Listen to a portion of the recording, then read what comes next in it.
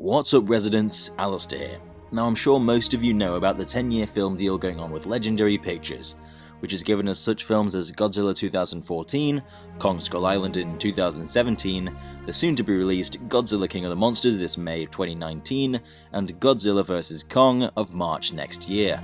Many of us have expressed that we want more monster films, and that 4 films isn't nearly enough to establish a universe, and that the Godzilla mythos is ripe for exploring.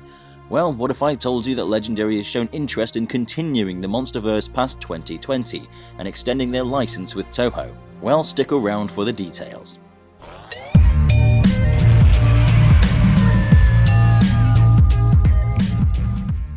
Before we start, just remember to follow us on Twitter because we make sure to share and retweet the latest in MonsterVerse news as soon as it becomes available.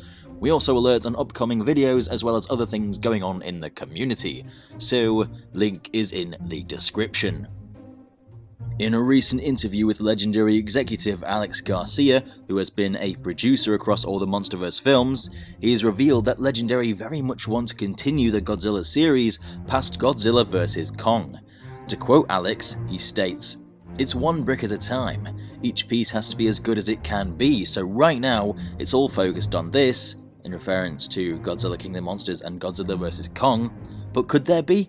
Yeah, there's hope if the movies turn out really well. This is big news since we previously assumed that there wouldn't be any interest in continuing the license. The producer's job is to make sure the film is all organised and funded and licensed properly.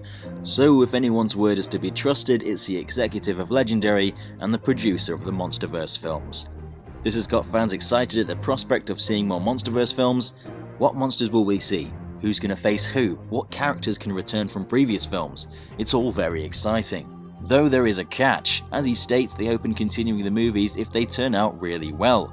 This puts all the pressure on the audience to make sure they go out and see the movie, as the box office results will give us the answer on whether Legendary believes there's a future for the MonsterVerse, and I think everyone watching this video can agree there's definitely an audience for it.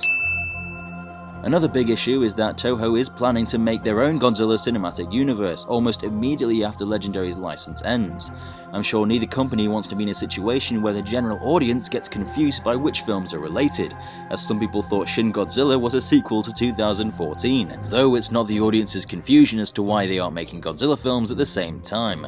The licensing deal between Legendary and Toho states that Toho isn't allowed to make a Godzilla film until after 2020, and that Shin Godzilla and the 3 anime films were the only ones they were allowed to make according to the deal, as to not oversaturate the market with Godzilla films, which has worked in both companies' favours, as Shin Godzilla was incredibly successful in Japan, and the MonsterVerse has been incredibly profitable for both Legendary and Toho, bringing in over $1 billion at the box office for both Godzilla and Kong Skull Island respectively.